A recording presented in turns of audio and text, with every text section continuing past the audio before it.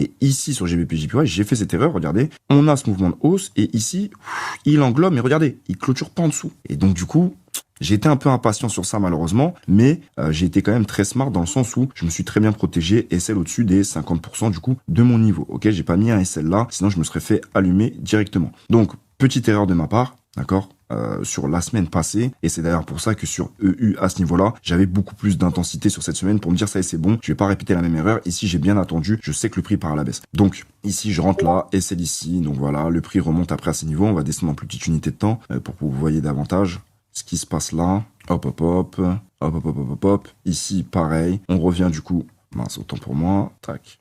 Dans mon niveau, en M1, je descends même pas en plus petite UT, sinon ça va vous faire mal à la tête. On a du rejet. Ici, en M15, on avait en du S15, on avait encore du rejet. Anglo, je rentre, ok.